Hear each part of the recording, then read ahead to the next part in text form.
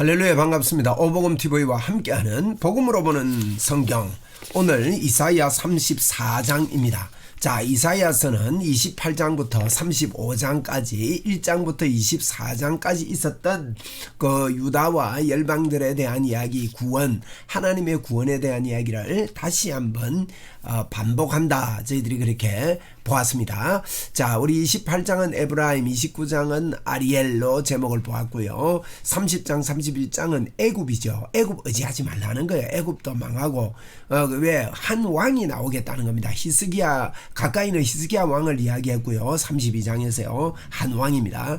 또 예수 그리스도를 이야기하죠. 그래서 33장은 망한다는 거예요. 아수르가 망한다. 자, 34장은 열방에 대한 이야기입니다. 특별히 에돔에 대한 그 거만함과 교만함을 말하고, 또 이제 이스라엘 백성들이 민수기 20장에서 출애굽할 때에 그 땅을 지나가지 못하도록 방해했던 그 나라 사람들이 그때부터 원수가 되었는데, 이 에돔이 방해하면, 하나님의 일에 방해하면 씨도 없이 마르게 되고 망한다 하는 이야기를 하고 있습니다. 결국은 35장에서 이제 왕국을 건설하게 되는 그런 이야기가 되겠습니다. 자, 34장 1절입니다. 열국이여, 너희는 나와 들을지어다. 열국 보고 들으랍니다. 민족들이여, 귀를 기울일지어다. 땅과 땅에 충만한 것, 세계와 세계에서 나는 모든 것이여 들을지어다. 들으라는 거예요. 하나님의 음성을 들으라는 겁니다. 이러면 우리도 들을 귀가 있는 사람은 복된 사람입니다. 대저 여호와께서 열방을 향하여 진노하시며, 하나님이 열방을 향하여 진노한답니다. 온 땅을 향하여 내게로 돌아오라 하지 한 말씀을 듣지 않고 마귀의 자녀로 여전히 소속돼서 하나님과 원수가 된 자들을 향한 메시지라고 할 수 있습니다. 열국이여, 열방을 향하여 진노하시고 그들의 망군을 향하여 분내사 그들을 진멸하시며 살육당하게 하셨은즉, 하나님께서 하나님의 주권으로 이런 심판이 이루어짐을 이야기합니다. 자, 이 성경 공부를 하면서 여러분, 이 성경 공부는 한 번만 제대로 해도 100독 이상의 효과가 난다고 저는 생각을 합니다. 여러분께서 성경 공부할 때 그냥 들어도 도움이 약간은 됩니다만은, 성경을 옆에 놓고 직접 같이 보면서 읽으면서 체크하면서 또 필기도 하면서 보시면 큰 도움이 됩니다. 한 번만 듣지 마시고 두세 번 한 장을 반복해서 들으면 익숙해지겠지요. 꼭 성경은 이 성경을 이렇게 시간이 많이 투자하고 공부해야 되냐? 예, 공부해야 됩니다.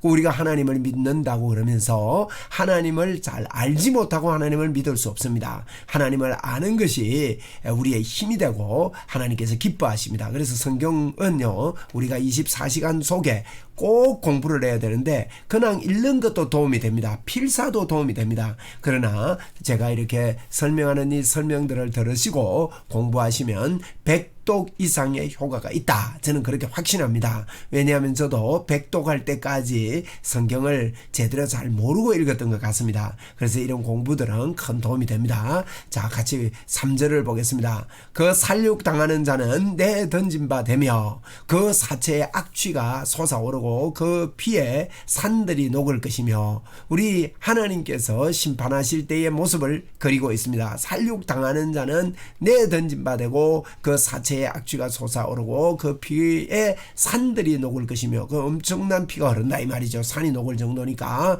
하늘의 만상이 사라지고 하늘들이 두루마리같이 말리되 그 만상의 쇠잔함이 포도나무 잎이 마름 같고 무화과 나무 잎이 마름 같으리라. 열방의 멸망을 이렇게 표현했습니다. 만상에서 만상이 사라지고 하늘이 두루마리같이 말린다. 바울사도도 이런 표현을 썼는데, 이렇게 하나님의 진노하심이, 하나님의 심판이 이렇게 무서운 것입니다. 5절입니다. 여호와의 칼이 하늘에서 족하게 마셨은저 보라, 이것이 에돔 위에 내리며, 하나님의 칼, 심판의 칼이죠. 하늘에서 하나님의 만족이 되었다는 겁니다. 그리고 에돔 위에 내리게 되는데, 진멸하시기로 한 백성 위에 내려 그를 심판할 것이라. 그렇게 하면서 에돔은 에서의 후예들입니다. 야곱과 에서는 그는 원수 관계였고 특별히 민수기 20장에서 그 땅을 지나가게 해달라고 허락하지 않고 오히려 방해하고 공격을 했던 것들이 그때부터 원수가 되고 결국 하나님의 멸망을 받습니다. 여러분, 구원의 길, 교회를 방해하고 하나님을 방해하는 이 사람들은 그때는 이기는 것 같고 그때는 힘이 있는 것 같으나 결국 하나님께서 심판하시고 하나님께서 손대시면 이렇게 완전한 멸망으로 들어가게 되지요. 6절입니다. 여호와의 칼이 심판의 칼입니다. 피 곧 어린 양과 염소의 피에 만족하고 기름 곧 수양과 콩팥 기름으로 윤택하니 이는 여호와를 위한 희생이 보스라에 있고 큰 살육이 에돔 땅에 있음이라. 그렇게 말했는데 이 보스라라는 말은 지금 위에 어린 양과 염소의 피 뭐 이런 이야기들을 쭉 하고 있지 않습니까? 그래서 이 보스라라는 말은요, 이제 하나님께서 이 에돔의 모습을 싫어하면서 이제 심판하시는 그런 이야기들을 지금 쭉 이야기하고 있는데, 이 보스라라는 말은 이 목장이다 이런 의미예요. 그리고 위에 보면 이 목장을 치니까 보스라의 큰 희생이 보스라에 있다. 그러니까 어린 양과 염소 피가 흘러지고 이렇게 된다는 거예요. 그래서 큰 살육이 에돔의 도시가 보스라입니다. 에돔의 도시가 보스라에 에돔에 큰 살육이 있다. 7절에 덜소와 송아지와 수소가 함께 도살장에 내려가니 그들의 땅이 피에 취하여 흙이 기름으로 윤택하리라. 이 흙이 짐승의 기름으로 윤택하게 되겠다. 짐승들이 다 이렇게 도살장으로 끌려가듯이 이제 위에서는 보세요. 어린 양과 염소 이야기 했지 않습니까? 밑에는 덜소와 송아지, 수소. 그러니까 이건 좀 고급적이지요. 위에는 평민이라면 밑에는요 지도자급이라 이렇게 보면 됩니다. 7절은 그래서 이런 도살장에 끌려가게 되겠다. 8절입니다. 이것은 여호와께서 보복하시는 날이요 하나님의 심판의 날이란 말입니다. 시온의 송사를 위하여 신원하시는 해라. 에돔 시내들은, 그래 에돔의 심판입니다. 시내들은 변하여 역청이 되고, 이게 무서운 이야기입니다. 자, 우리 사해 바다 밑에가 에돔인데요. 그 에돔 지역이 이제 일부가 사해 바다가 됐다고 이렇게 보는 분도 계십니다. 그래서 이 사해 바다에 이 역청이 돼버린 거예요. 사해 바다의 역청이 상당히 많거든요. 많은데 그 사해 바다가 돼버렸다 이렇게 보시는 그런 분들도 계십니다. 그래서 우리가 이 사해 바다가 된 역청이 되겠다. 그렇게 역청이 되고 그 티끌은 유황이 돼. 유황. 보면요 사해 바다 밑에 보면 지금도 유황의 연기가 뚝 올라오고 있습니다. 온천수 비슷하게 개발은 안 됐더라고요. 그 땅에 불 붙는 역청이 되며 그랬습니다. 우리 성지순례 우리 권권사님 이거 보고 계십니까? 권권사님 뭡니까? 온천수 나오는 데서 바위에서 이래가지고 사진 찍은 거 있을 건데 그걸 연상하시면 됩니다. 그 역청. 사해 바다의 역청이 되겠다. 사실 그렇게 돼버렸어요. 그리고 10절에 낮에나 밤에나 꺼지지 아니하고, 낮에나 밤에나 하나님의 영광이 꺼지지 않아야 되는데 이런 어려움이 꺼지지 않겠대. 그 연기가 끊임없이 떠오를 것이며 세세에 황무하여 그리로 지날 자가 영원히 없겠다. 그래서 황무한 곳이 되고 사람이 안 살아요. 사람이 요즘도 가보면 사람이 안 삽니다. 관광지가 돼가지고 이제 관광객들은 지나다니지만, 그래서 이렇게 에돔 땅이 완전히 역청지역이 되고 망하겠다 이렇게. 그 에돔 땅이요 또 소돔과 고모라도 거기 있습니다.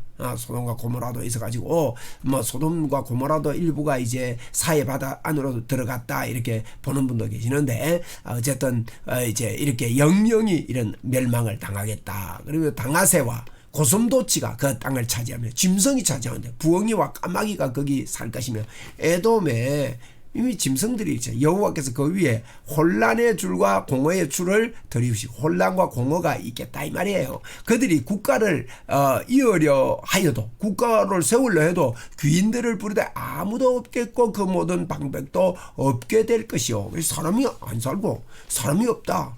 이제 뭐 이게 이제 완전히 이게 이제 말라버리는 거죠. 말라버리는 거. 그래서 그 궁궐에는 이제 가시나무가 나며 그 견고한 성에는 은근키와 새품이 자라서 성낭이와 굴과 타조의 처소가 된다. 이 은근키나 나고 뭐 새들이 살고 뭐 이런 지역으로 바뀌겠다. 덜짐승 14절에도 덜짐승이 이리와 만나며 순염소가 그 동류를 부르며 올가미가 거기에 살면서 쉬는 저소로 삼는다 그랬거든. 지금도 요그 산양이 막 이렇게 막 올라가 그 절벽 같은 데 이렇게 막 이렇게 있고 그 개울가에 이게 소금기가 좀 사해바다 밑에 소금기가 있잖아요. 그 소금 그거 뜯어먹으러 산양이 내려오고 하는 걸 제가 봤습니다.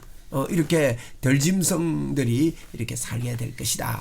부엉이가 거기에 기다리고 뭐 부엉하고 기다리고 그러니까 이런 황폐하게 된다는 뜻이죠. 알을 낳아서 뭐 알 놓고 뭐 새끼 놓고 이렇게 되는 그런 곳이 된다. 그늘에 모으며 솔개들도 각기 제 짝과 함께 거기에 모으리라. 솔개들이 그 짝과 함께 거기에 다 모이겠다 하면서 에돔의 멸망을 이야기합니다. 너희는 여호와의 책에서 찾아 읽어보라. 예?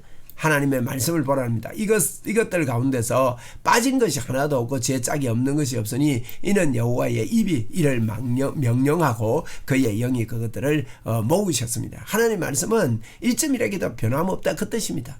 다 이걸 뭐 성경에 짝이 있다 했다고 뭐 짝짝이 운동하고 이러는데 신천지에서 그래 봐야지요. 쓸데없는 짓입니다. 여러분 그 뜻이 아니고 하나님의 말씀은 다 이게 전 운맥이 서로 연결이 되고 다 이루어지고 성취가 된다 그런 의미입니다. 17절 마지막 절입니다. 여호와께서 그것들을 위하여 제비를 뽑으시며 그의 손으로 줄을 띄어 그 땅을 그것들에게 나누어 주셨으니 그들이 영원히 차지하여 대대로 거기에 살리라 그렇게 말합니다. 이 말은 무슨 말인가 하면 이게 에돔이 멸망당하고 또 유다를 하나님께 회복시키는 이 일이 여호와께서 제비를 뽑으신다는 거예요. 하나님이 하신다는 거예요. 우연히 이루어진 게 아니고 그의 손으로 줄을 띄며 그 땅을 그것들에게 하나님이 나누어 주고 그들이 이제 짐승에게도 나누어 주고 말이에요. 짐승이 버글버글 하겠다 그랬잖아요. 그들이 영원히 차지해 가지고 대대로 거기에 살리라. 그러니까 하나님의 이 진노 열방을 향한 이 말은 무슨 말인가 하면 하나님을 믿지 않는 이 세계에 대한 하나님의 진노에 대해서 그렇게 말씀을 하고 있는 것입니다. 할렐루야. 또 다음 시간에 뵙겠습니다.